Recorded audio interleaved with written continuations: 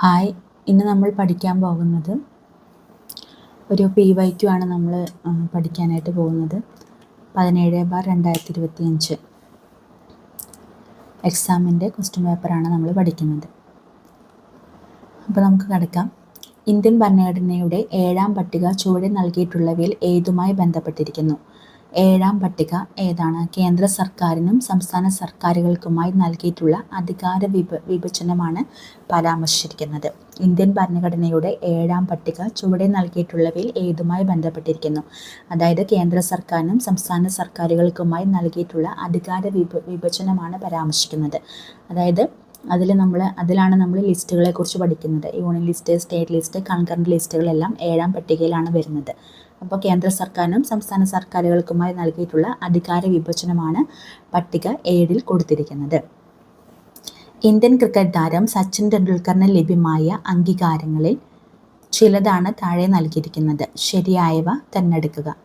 കായിക ലോകത്തെ ഓസ്കാർ എന്നറിയപ്പെടുന്ന അംഗീകാരമായ ലോറസ് പുരസ്കാരം നേടിയ ആദ്യ ഇന്ത്യക്കാരൻ.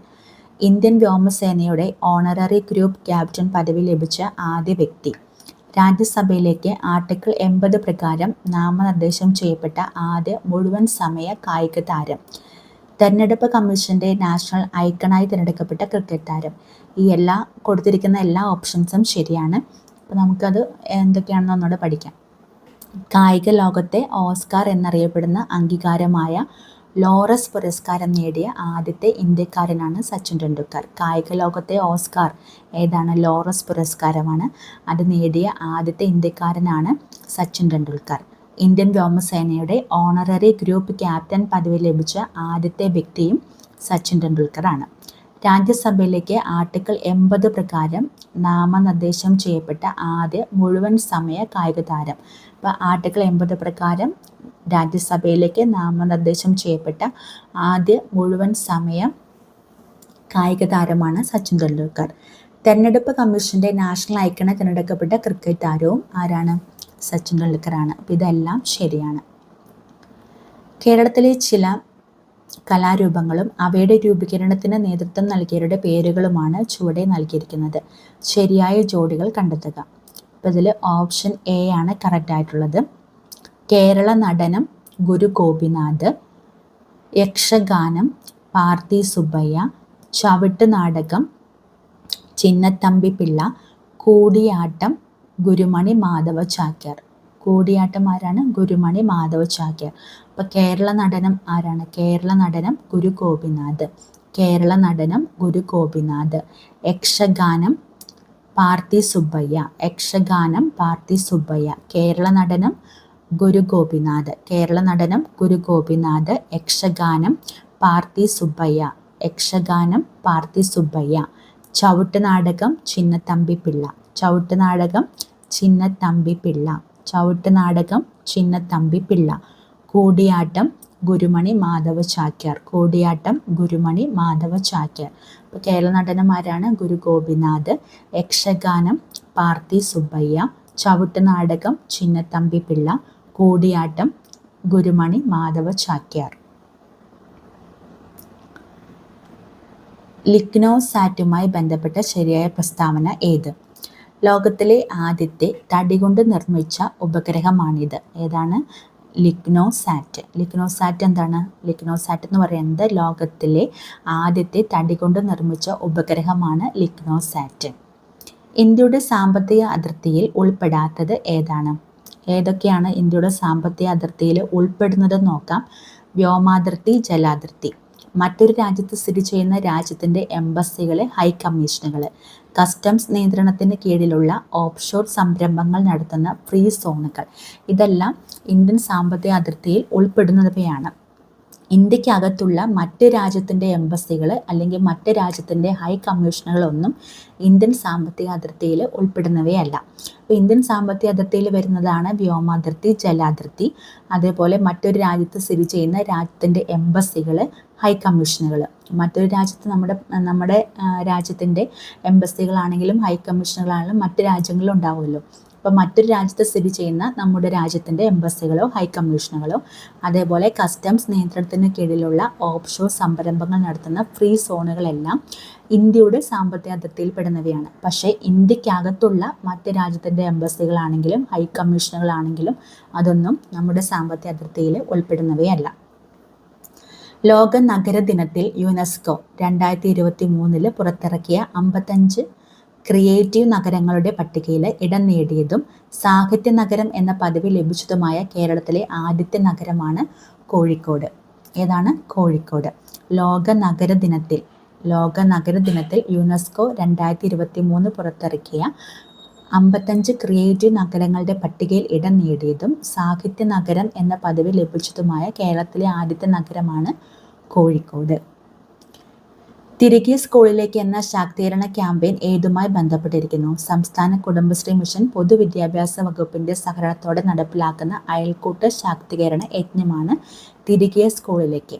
എന്താണ് തിരികെ സ്കൂളിലേക്ക് എന്നുള്ളത്? സംസ്ഥാന കുടുംബശ്രീ മിഷൻ പൊതുവിദ്യാഭ്യാസ വകുപ്പിന്റെ സഹകരണത്തോടെ നടപ്പിലാക്കുന്ന അയൽക്കൂട്ട ശാക്തീകരണ യജ്ഞമാണ് തിരികെ സ്കൂളിലേക്ക്.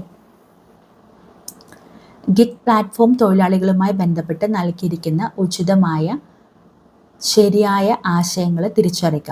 ഈ കൊടുത്തിരിക്കുന്നതിൽ 2ഉം 3ഉമാണ് ശരി. താൽക്കാലികവും സമയബന്ധിതവുമായി പൂർത്തിയാക്കേണ്ട തൊഴിലുകളാണ്. ഈ ഗിഗ് പ്ലാറ്റ്ഫോമിലുള്ളത് എന്താണെന്ന് വെച്ചാൽ അത് താൽക്കാലിക ജോലിയാണ്, അതേപോലെ സമയബന്ധിതമായിട്ട് പൂർത്തിയാക്കേണ്ടവയാണ്. ഒരേ സമയം ഒന്നിലധികം സ്ഥാപനങ്ങളിൽ നമുക്ക് ജോലി ചെയ്യാനായിട്ട് സാധിക്കുന്നു ഗിഗ് പ്ലാറ്റ്ഫോമുകളിൽ. ഇപ്പോൾ നമ്മുടെ സ്വിഗ്ഗി, സൊമാറ്റോ, അതേപോലെ ഈ ഓരോ ഫ്ലിപ്കാർട്ടിൻ്റെ ആണെങ്കിലും ആമസോണിൻ്റെ ആണെങ്കിലും ഡെലിവറി ചെയ്യുന്ന ആൾക്കാരൊക്കെ ഇല്ലേ, അതൊക്കെ എന്താണ് ഗിഗ് പ്ലാറ്റ്ഫോമിൽ വരുന്ന ജോലികളാണ് അതൊക്കെ. അപ്പോൾ അവർക്ക് എന്താണ് അതൊരു താൽക്കാലിക ജോലിയാണ്. അവർക്ക് സമയബന്ധിതമായിട്ട് അതൊക്കെ പൂർത്തീകരിച്ചാൽ മതി. ഒരേ സമയം തന്നെ ഒന്നിലധികം സ്ഥാപനങ്ങളിൽ ജോലി ചെയ്യാനായിട്ടും അവർക്ക് കഴിയും. അപ്പോൾ ഇതിൽ 2ഉം 3ഉമാണ് ശരിയായിട്ടുള്ള ഓപ്ഷൻ. രാഷ്ട്രപതി ഭവനിലെ ദർബാർ ഹാളിൻ്റെ പുതിയ പേരാണ് ഗണതന്ത്ര മണ്ഡപം. രാഷ്ട്രപതി ഭവനിലെ ദർബാർ ഹാളിൻ്റെ പുതിയ പേര് എന്താണ്? ഗണതന്ത്ര മണ്ഡപം. ഗണതന്ത്ര മണ്ഡപം എന്നാണ് രാഷ്ട്രപതി ഭവനിലെ ദർബാർ ഹാളിൻ്റെ പുതിയ പേര്. രാഷ്ട്രപതി ഭവനിലെ ദർബാർ ഹാളിൻ്റെ പുതിയ പേരാണ് ഗണതന്ത്ര മണ്ഡപം. ഗണതന്ത്ര മണ്ഡപം.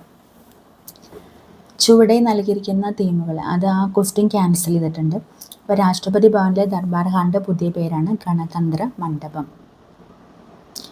സിന്ധു നദിയുടെ പോഷക നദികൾ താഴെ കൊടുത്തിരിക്കുന്നതിൽ ശരിയായത് ഏത്? സിന്ധു നദിയുടെ പോഷക നദികളാണ് ജലം, ചിനാബ്, രവി, ബിയാസ്, സത്ലജ്.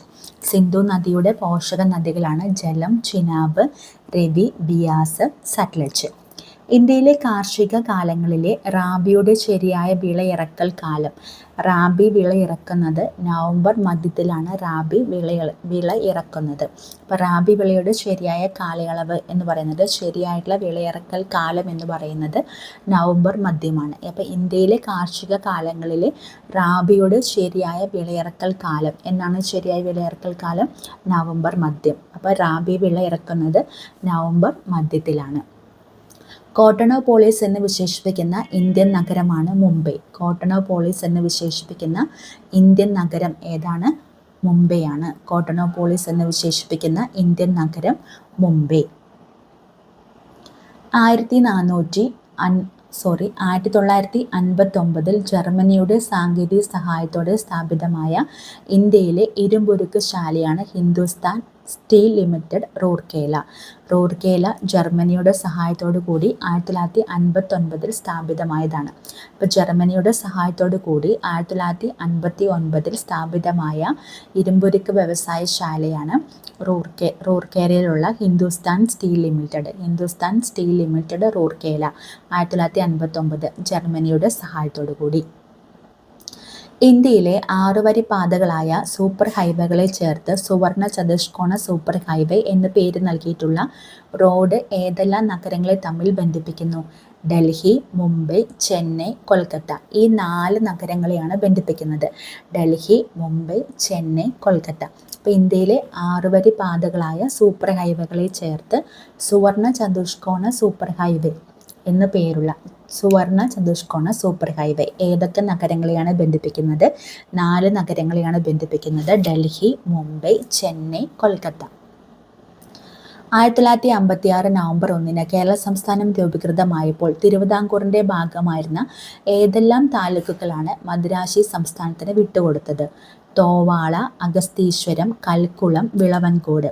തോവാള, അഗസ്തീശ്വരം, കൽക്കുളം, വിളവൻകോട് എന്നീ 4 താലൂക്കുകളാണ് മദിരാശിക്ക് വിട്ടുകൊടുത്തത്. 1956 നവംബർ 1 കേരള സംസ്ഥാനം രൂപീകൃതമായപ്പോൾ തിരുവിതാംകൂറിൻ്റെ 4 താലൂക്കുകളായിട്ടുള്ള തോവാള, അഗസ്തീശ്വരം, കൽക്കുളം, വിളവൻകോട് എന്നീ താലൂക്കുകൾ മദിരാശി സംസ്ഥാനത്തിന് വിട്ടുകൊടുത്തു.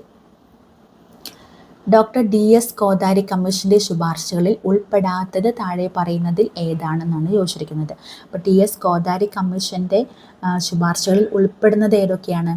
10 +2 +3 മാതൃകയിൽ വിദ്യാഭ്യാസം നടപ്പിലാക്കണം. 10 +2 +3 മാതൃകയിൽ വിദ്യാഭ്യാസം നടപ്പിലാക്കണം. സെക്കൻഡറി തലത്തിൽ തൊഴിലധിഷ്ഠിത വിദ്യാഭ്യാസം നടപ്പിലാക്കണം. മൂല്യ വിദ്യാഭ്യാസത്തിന് ഊന്നൽ നൽകണം. അപ്പോൾ ഇതാണ് DS കോതാരി കമ്മീഷൻ്റെ ശുപാർശകൾ. അത് പഠിച്ചു വയ്ക്കുക. ഏതൊക്കെയാണ്? 10 +2 +3 മാതൃകയിലെ വിദ്യാഭ്യാസം നടപ്പിലാക്കണം. അതേപോലെ സെക്കൻഡറി തലത്തിൽ തൊഴിലധിഷ്ഠിത വിദ്യാഭ്യാസം നടപ്പിലാക്കണം. മൂല്യ വിദ്യാഭ്യാസത്തിന് ഊന്നൽ നൽകണം. അതാണ് കോതാരി കമ്മീഷൻ്റെ ശുപാർശകൾ. കേരളത്തിലെ ഏത് നിയമസഭാ മണ്ഡലത്തിലേക്കുള്ള ഉപതെരഞ്ഞെടുപ്പിലാണ് ആദ്യമായി ഇലക്ട്രോണിക് വോട്ടിംഗ് മെഷീൻ പരീക്ഷിച്ചത്? പറവൂർ.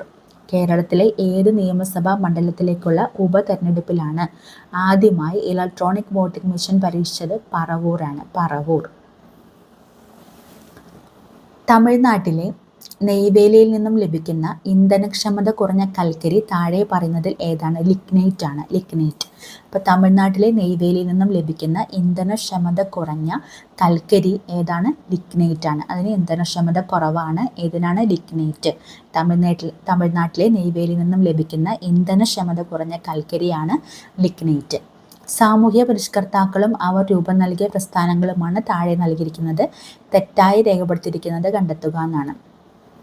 അപ്പോൾ വാഗ്ഭടാനന്ദൻ ആത്മവിദ്യാസംഘം. വാഗ്ഭടാനന്ദൻ ആത്മവിദ്യാസംഘം അത് ആരുടെയാണ്? വാഗ്ഭടാനന്ദൻ്റെ ആണ് ആത്മവിദ്യാസംഘം. അത് ശരിയാണ്. VT ഭട്ടതിരിപ്പാടാണ് യോഗക്ഷേമ സമാജം. യോഗക്ഷേമ സഭ. പണ്ഡിറ്റ് KP കറുപ്പൻ്റെയാണ് അരയ സമാജം. അപ്പോൾ കുമാരഗുരുദേവൻ അതാണ് തെറ്റായിട്ടുള്ള ഓപ്ഷൻ C ആണ് തെറ്റായിട്ട് കൊടുത്തിരിക്കുന്നത്. അപ്പോൾ വാഗ്ഭടാനന്ദൻ ആത്മവിദ്യാസംഘം. നല്ല ആത്മാവുള്ള ആൾക്കാരുടെ മനസ്സിൽ നിന്ന് നല്ല വാക്കുകളായിരിക്കും വരിക അല്ലേ? അപ്പോൾ അങ്ങനെ ആത്മാവും വാക്കിനെയും തമ്മിൽ ബന്ധിപ്പിച്ച് വയ്ക്കുക. അപ്പോൾ വാഗ്ഭടാനന്ദൻ ആത്മവിദ്യാസംഘം. VT ഭട്ടതിരിപ്പാടിൻ്റെ ആണെങ്കിൽ യോഗക്ഷേമ സഭയാണ്. യോഗക്ഷേമ സഭ. പണ്ഡിറ്റ് KP കറുപ്പൻ്റെയാണ് അരയ സമാജം. പണ്ഡിറ്റ് KP കറുപ്പൻ അരയ സമാജം. ഇന്ത്യൻ സംസ്കാരത്തിൽ ആകൃഷ്ടയായി 1893 ഇന്ത്യൻ പൗരത്വം സ്വീകരിച്ച ഐറിഷ് വനിതയാണ് ആനി ബസന്റ്. അപ്പോൾ ഇന്ത്യൻ സംസ്കാരത്തിൽ ആകൃഷ്ടയായിട്ട് 1893 ഇന്ത്യൻ പൗരത്വം സ്വീകരിച്ച ഐറിഷ് വനിത ആരാണ്? ആനി ബസന്റ് ആണ്. 1893 ഇന്ത്യൻ പൗരത്വം ആനി ബസന്റ് സ്വീകരിക്കുന്നത്. നിസ്സഹകരണ പ്രസ്ഥാനം നിർത്തിവെക്കാൻ ഗാന്ധിജിയെ പ്രേരിപ്പിച്ച സംഭവം എന്താണ്? ചൗരി ചൗര സംഭവമാണ്. ചൗരി ചൗര സംഭവമാണ് നിസ്സഹകരണ പ്രസ്ഥാനം നിർത്തിവെക്കാൻ ഗാന്ധിജിയെ പ്രേരിപ്പിച്ചത്. 1857 ഒന്നാം സ്വാതന്ത്ര്യ സമരത്തിൽ ഇന്ത്യയുടെ ചക്രവർത്തിയായി പ്രഖ്യാപിക്കപ്പെട്ട ഭരണാധികാരിയാണ് ബഹദൂർ ഷാ രണ്ടാമൻ. ബഹദൂർ ഷാ രണ്ടാമൻ 1857 ഇന്ത്യയുടെ ഒന്നാം സ്വാതന്ത്ര്യ സമരം നടക്കുന്നത്. ആ സമയത്ത് ഇന്ത്യയുടെ ചക്രവർത്തിയായിട്ട് പ്രഖ്യാപിക്കപ്പെട്ട ഭരണാധികാരിയാണ് ബഹദൂർ ഷാ രണ്ടാമൻ. ലോകമാന്യ എന്ന് ജനങ്ങൾ ആദരവോടെ വിളിച്ച സ്വാതന്ത്ര്യ സമര സേനാനിയാണ് ബാലഗംഗാധര തിലകൻ. ലോകമാന്യ എന്ന് വിളിച്ചത് ആരെയാണ്? ബാലഗംഗാധര തിലകനെയാണ് ലോകമാന്യ എന്ന് വിളിക്കുന്നത്. Balagangadhara Tilak. Lokmanya Balagangadhara Tilak. Indian society of oriental ആർട്സിൻ്റെ സ്ഥാപകൻ അബനീന്ദ്രനാഥ ടാഗോറാണ്. അബനീന്ദ്രനാഥ ടാഗോറാണ് ഇന്ത്യൻ സൊസൈറ്റി ഓഫ് ഓറിയൻ്റൽ ആർട്സിൻ്റെ സ്ഥാപകൻ. Abanindranath Tagore. Indian society of oriental ആർട്സിൻ്റെ സ്ഥാപകൻ ആരാണ്? ഇന്ത്യൻ സൊസൈറ്റി ഓഫ് ഓറിയൻ്റൽ ആർട്സിൻ്റെ സ്ഥാപകൻ Abanindranath Tagore. Abanindranath Tagore. Indian society of oriental ആർട്സിൻ്റെ സ്ഥാപകൻ ആരാണ്? അബനീന്ദ്രനാഥ ടാഗോർ. ഇന്ത്യയിൽ സാമ്പത്തിക ആസൂത്രണത്തിന് വേണ്ടി 1950 നിലവിൽ വന്ന ആസൂത്രണ കമ്മീഷന്റെ പുതിയ രൂപമാണ് നീതി ആയോഗ്. ഇന്ത്യയിൽ സാമ്പത്തിക ആസൂത്രണത്തിന് വേണ്ടി 1950 നിലവിൽ വന്ന ആസൂത്രണ കമ്മീഷന്റെ പുതിയ രൂപമാണ് നീതി ആയോഗ്.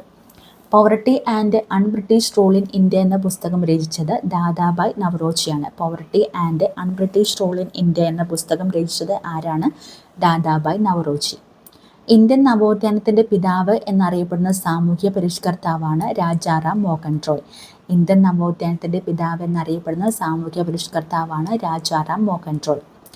ഭാഷാടിസ്ഥാനത്തിൽ സംസ്ഥാനങ്ങളെ പുനഃസംഘടിപ്പിക്കുന്നതിനായി കേന്ദ്ര സർക്കാർ നിർമ്മിച്ച സംസ്ഥാന പുനഃസംഘടനാ കമ്മീഷന്റെ അധ്യക്ഷനാണ് ഫസൽ അലി. ഭാഷാ അടിസ്ഥാനത്തിൽ സംസ്ഥാനങ്ങളെ പുനഃസംഘടിപ്പിക്കാൻ വേണ്ടിയിട്ട് കേന്ദ്ര സർക്കാർ ഒരു സംസ്ഥാന പുനഃസംഘടനാ കമ്മീഷനെ നിയമിച്ചു. അതിൻ്റെ അധ്യക്ഷനാണ് ഫസൽ അലി. ആരാധന സ്വാതന്ത്ര്യത്തിനു വേണ്ടി നടന്ന പ്രക്ഷോഭങ്ങളുടെ സ്വാധീന ഫലമായി തിരുവിതാംകൂർ സർക്കാർ ക്ഷേത്രപ്രവേശന വിളംബരം പുറപ്പെടുവിച്ച വർഷമാണ് 1936. 1936 ക്ഷേത്രപ്രവേശന വിളംബരം. എന്നാണ് തിരുവിതാംകൂർ സർക്കാർ ക്ഷേത്രപ്രവേശന വിളംബരം പുറപ്പെടുവിച്ചത് 1936. 1936 ക്ഷേത്രപ്രവേശന വിളംബരം പുറപ്പെടുവിക്കുന്നത്. താഴെ തന്നിരിക്കുന്നവയിൽ സാംസ്കാരികവും വിദ്യാഭ്യാസപരവുമായ മൗലിക അവകാശങ്ങളിൽ ഉൾപ്പെടാത്തത് ഏതാണ്? സാംസ്കാരികവും വിദ്യാഭ്യാസപരമായിട്ടുള്ള മൗലിക അവകാശങ്ങളിൽ ഉൾപ്പെടാത്തത് വിദ്യാഭ്യാസത്തിനുള്ള അവകാശമാണ്. അതിൽ ഉൾപ്പെടുന്നില്ല. ഏതൊക്കെയാണ് സാംസ്കാരികവും വിദ്യാഭ്യാസപരമായിട്ടുള്ള മൗലിക അവകാശങ്ങളിൽ ഉൾപ്പെടുന്നത്? ഏതൊക്കെയാണ്? ന്യൂനപക്ഷങ്ങളുടെ ഭാഷ, സംസ്കാരം ഇവ സംരക്ഷിക്കാനുള്ള അവകാശം, ന്യൂനപക്ഷങ്ങൾക്ക് വിദ്യാഭ്യാസ സ്ഥാപനങ്ങൾ സ്ഥാപിക്കാനുള്ള അവകാശം, ഇതൊക്കെയാണ് അതിൽ ഉൾപ്പെടുന്നത്. സാംസ്കാരികവും വിദ്യാഭ്യാസപരമായിട്ടുള്ള മൗലിക അവകാശങ്ങളിൽ ഉൾപ്പെടുന്നത് ഏതൊക്കെയാണെന്ന് നോക്കാം. ന്യൂനപക്ഷങ്ങളുടെ ഭാഷ, സംസ്കാരം ഇവ സംരക്ഷിക്കാനുള്ള അവകാശം, അതേപോലെ ന്യൂനപക്ഷങ്ങൾക്ക് വിദ്യാഭ്യാസ സ്ഥാപനങ്ങൾ സ്ഥാപിക്കാനുള്ള അവകാശം. ഇത് രണ്ടും സാംസ്കാരികവും വിദ്യാഭ്യാസപരമായിട്ടുള്ള മൗലിക അവകാശങ്ങളിൽ ഉൾപ്പെടുന്നവയാണ്. അർദ്ധ പ്രസിഡൻഷ്യൽ എക്സിക്യൂട്ടീവ് നിലവിലുള്ള രാജ്യമാണ് ശ്രീലങ്ക. അർദ്ധ പ്രസിഡൻഷ്യൽ എക്സിക്യൂട്ടീവ് നിലവിലുള്ള രാജ്യമാണ് ശ്രീലങ്ക. അർദ്ധ പ്രസിഡൻഷ്യൽ എക്സിക്യൂട്ടീവ് നിലവിലുള്ള രാജ്യമാണ് ശ്രീലങ്ക. ഇന്ത്യൻ പ്രസിഡന്റായിരുന്ന ഫക്രുദ്ദീൻ അലി അഹമ്മദ് അന്തരിച്ചപ്പോൾ പ്രസിഡന്റ് പദം ഏറ്റെടുത്തത് ആരായിരുന്നു? ബാസപ്പ ദാനപ്പ ജെട്ടി. ആരാണ്? ബാസപ്പ ദാനപ്പ ജെട്ടി.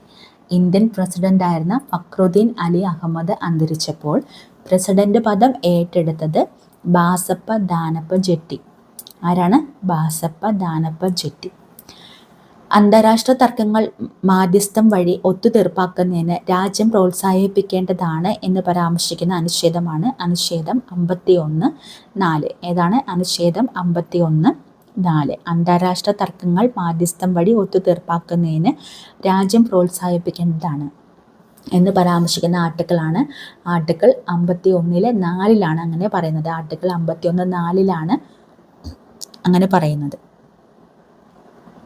രാജ്യസഭയുടെ അധ്യക്ഷനും ഉപാധ്യക്ഷനും ലോകസഭയുടെ സ്പീക്കറും ഡെപ്യൂട്ടി സ്പീക്കറുമുള്ള ശമ്പളം, ഭത്ത ഇവയെക്കുറിച്ച് പരാമർശിക്കുന്ന ഇന്ത്യൻ ഭരണഘടനയുടെ ആർട്ടിക്കിളാണ് ആർട്ടിക്കിൾ 97.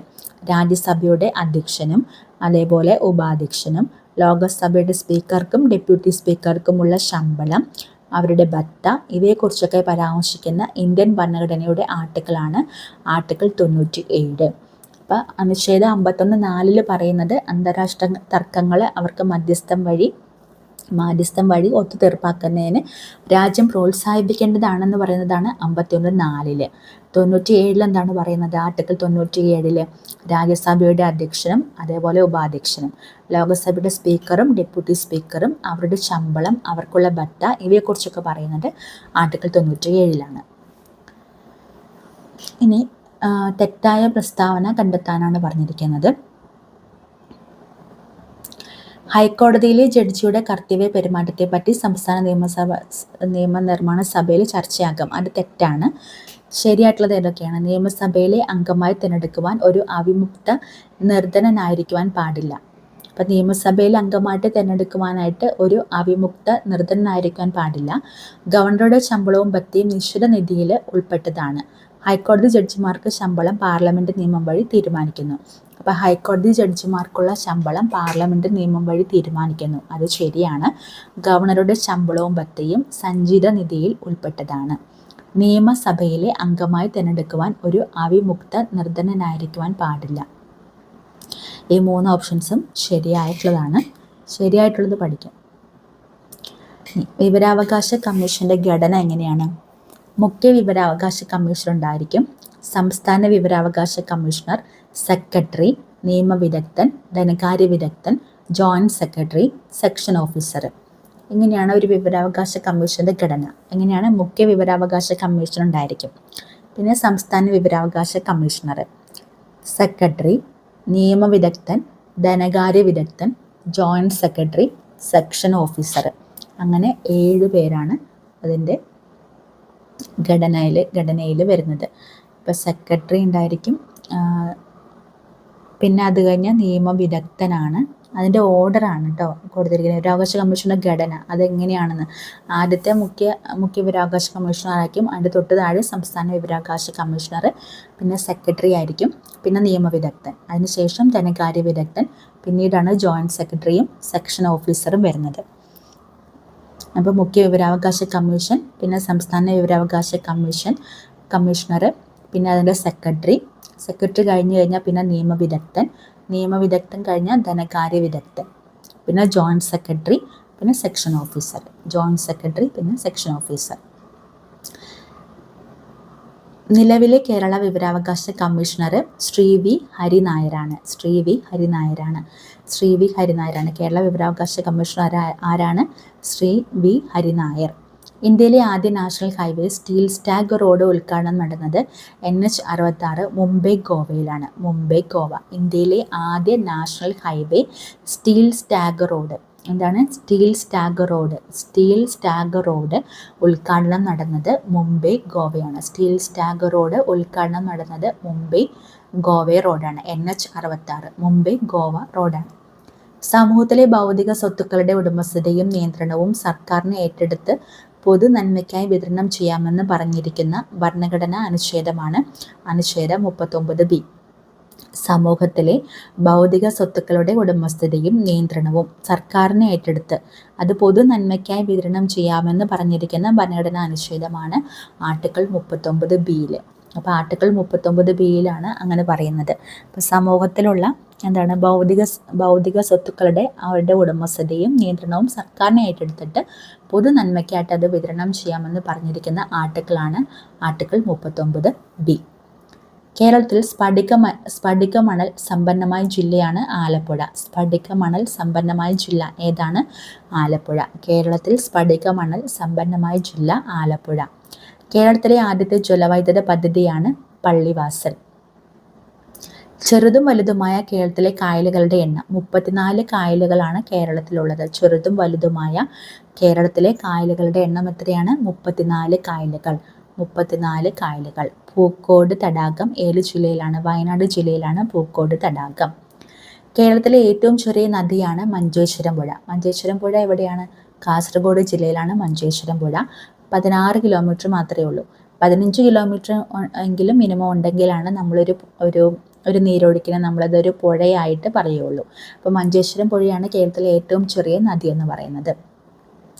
അർജുന അവാർഡ് നേടിയ ആദ്യ മലയാളിയാണ് സി ബാലകൃഷ്ണൻ. അർജുന അവാർഡ് നേടിയ ആദ്യത്തെ മലയാളി ആരാണ്?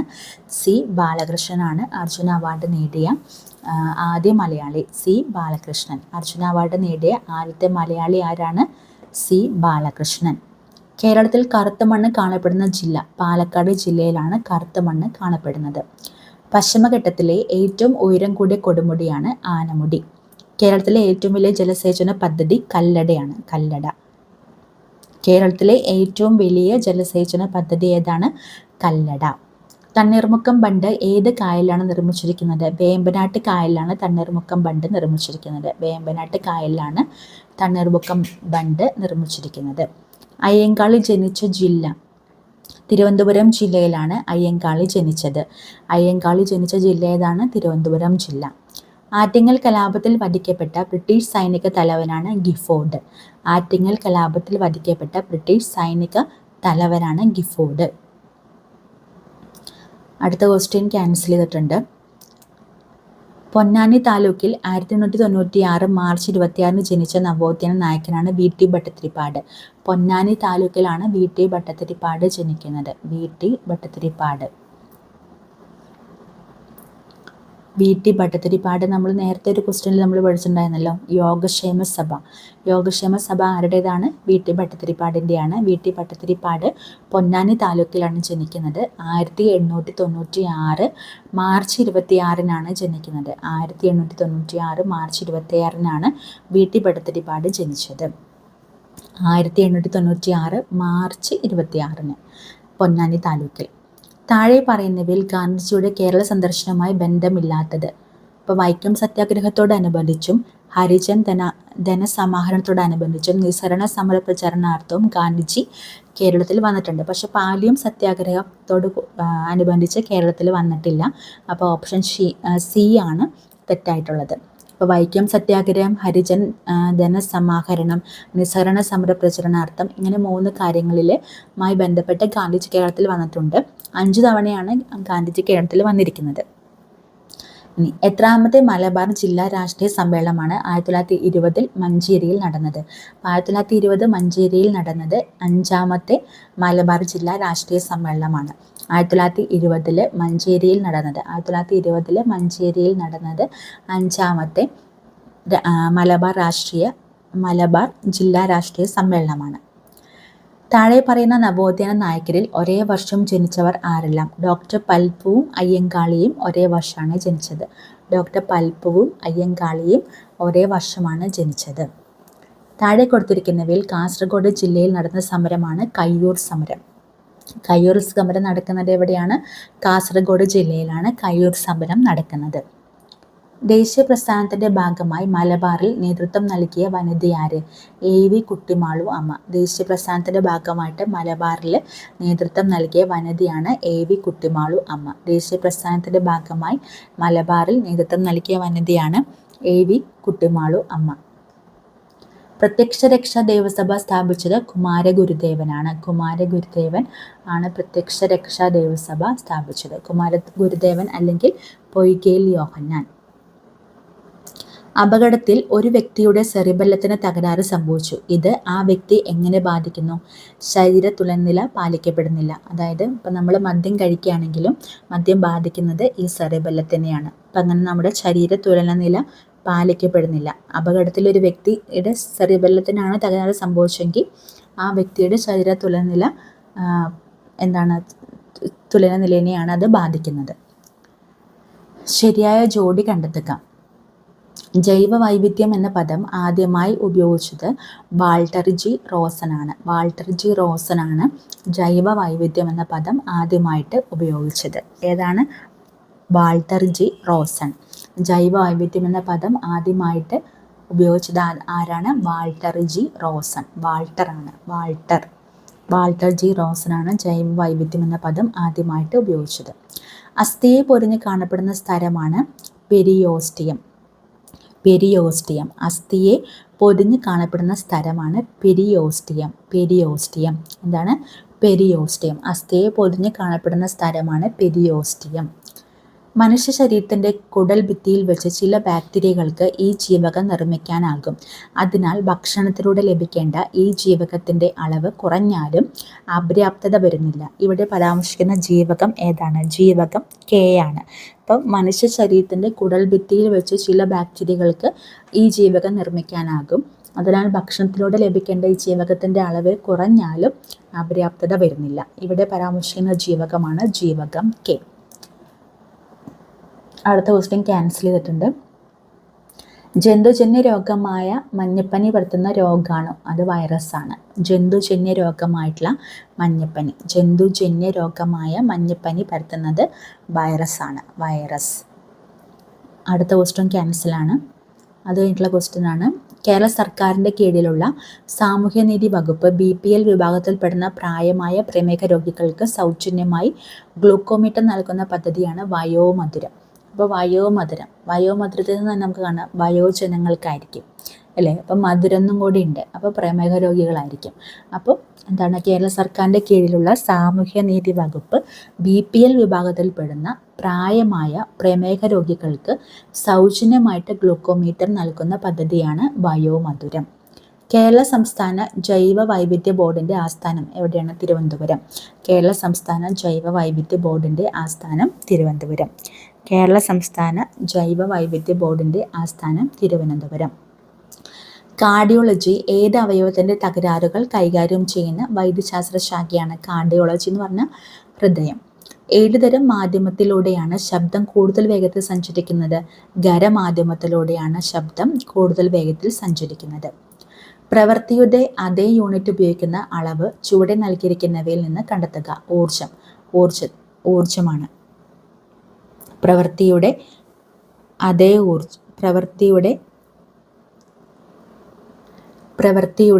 യൂണിറ്റ് ഉപയോഗിക്കുന്ന അളവ് ചുവടെ നൽകിയിരിക്കുന്നവയിൽ നിന്നും കണ്ടെത്തുക. എന്താണ്? ഊർജം. ഒരു സ്റ്റോറേജ് ബാറ്ററി ചാർജ് ചെയ്യുന്ന അവസരത്തിൽ വൈദ്യുതിയുടെ ഏത് ഫലമാണ് പ്രയോജനപ്പെടുത്തിയിരിക്കുന്നത്? രാസഫലമാണ് പ്രയോജനപ്പെടുത്തിയിരിക്കുന്നത്. ഇപ്പോൾ ഒരു സ്റ്റോറേജ് ബാറ്ററി അത് നമ്മൾ ചാർജ് ചെയ്യുകയാണെങ്കിൽ അതിൻ്റെ രാസഫലമാണ് അവിടെ പ്രയോജനപ്പെടുത്തിയിരിക്കുന്നത്, രാസഫലം. അപ്പോൾ പ്രവൃത്തിയുടെ അതേ യൂണിറ്റ് ഉപയോഗിക്കുന്ന അളവ് ചുവടെ നൽകിയിരിക്കുന്നവയിൽ നിന്ന് കണ്ടെത്തുക. അപ്പോൾ പ്രവൃത്തിയുടെ അതേ യൂണിറ്റാണ് ഊർജത്തിന്. ബാറ്ററി നമ്മൾ ചാർജ് ചെയ്യുന്ന സമയത്ത് അതിൻ്റെ രാസഫലമാണ് നമ്മൾ പ്രയോജനപ്പെടുത്തുന്നത്. ചന്ദ്രനിലെ ഗുരുത്വാകർഷണ ത്വരണം എത്രയായിരിക്കും? 1.62 m/s² ആണ്. 1.62 m/s² ആണ് ചന്ദ്രനിലെ ഗുരുത്വാകർഷണ ത്വരണം. ചന്ദ്രനിലെ ഗുരുത്വാകർഷണ ത്വരണം എത്രയാണ്? 1.62 m/s² ആണ്. ഈ 9.8 എവിടത്തെയാണ്? നമ്മുടെ ഭൂമിയുടെയാണ്. അപ്പോൾ ചന്ദ്രനിലേത് 1.62 m/s² ആണ് ചന്ദ്രനിലെ ഗുരുത്വാകർഷണ ത്വരണം.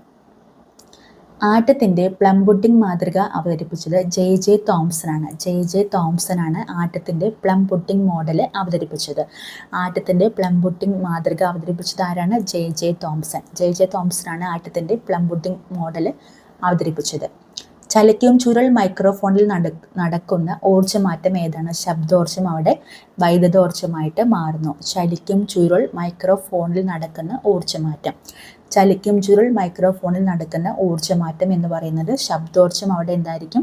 വൈദ്യുതോർജ്ജമായിട്ട് മാറുന്നു. ചുവടെ കൊടുത്തവയിൽ നിന്ന് സദിശ അളവ് കണ്ടെത്തുക. ഏതാണ്? പ്രവേഗം എന്ന് പറയുന്നത് ഒരു സദിശ അളവാണ്. സദിശ അളവാണ് പ്രവേഗം. പ്രവേഗം എന്തിന് ഉദാഹരണമാണ്? സദിശ അളവിന് ഉദാഹരണമാണ്. ഭക്ഷ്യപദാർത്ഥങ്ങൾക്ക് മഞ്ഞ നിറം നൽകാൻ ഉപയോഗിക്കുന്ന രാസവസ്തുവാണ് ടാർട്രസിൻ. എന്താണ്? ഭക്ഷ്യപദാർത്ഥങ്ങൾക്ക് മഞ്ഞ നിറം നൽകാൻ ഉപയോഗിക്കുന്ന രാസവസ്തുവാണ് ടാർട്രസിൻ. ഏത് ലോഹത്തിൻ്റെ അയിരാണ് കലാമിൻ? സിങ്കിൻ്റെ അയിരാണ് കലാമിൻ. ഏത് ലോഹത്തിൻ്റെ അയിരാണ് കലാമിൻ? സിങ്കിൻ്റെ അയിരാണ് കലാമിൻ. സിങ്കിൻ്റെ അയിരാണ് കലാമിൻ. ഏത് മൂലകത്തിൻ്റെ പ്രതീകമാണ് K എന്ന അക്ഷരം കൊണ്ട് സൂചിപ്പിക്കുന്നത്? K എന്താണ്? പൊട്ടാസ്യം. അപ്പം നമ്മൾ ഈ ക്വസ്റ്റ്യൻ പേപ്പറിലെ 80 GK ക്വസ്റ്റ്യൻസ് ആണ് ഇപ്പോൾ പഠിച്ചത്. ക്വസ്റ്റ്യൻ പേപ്പേഴ്സ് നമുക്ക് പ്രീവിയസ് ഇയർ ക്വസ്റ്റ്യൻ പേപ്പേഴ്സ് വേണമെങ്കിൽ പ്രയാണം ഇന്നലകളിലൂടെ എന്നുള്ളൊരു ടെലിഗ്രാം ചാനലുണ്ട്. ഞാൻ അതിൻ്റെ ലിങ്ക് ഡിസ്ക്രിപ്ഷൻ ബോക്സിൽ കൊടുക്കാം. അപ്പം നിങ്ങൾക്ക് അത് ആവശ്യമുണ്ടെങ്കിൽ അതിൽ കയറി ഡൗൺലോഡ് ചെയ്തെടുക്കാവുന്നതാണ്. Okay, thank you. അടുത്തൊരു ക്വസ്റ്റ്യൻ പേപ്പറുമായിട്ട് നാളെ കാണാം. Thank U.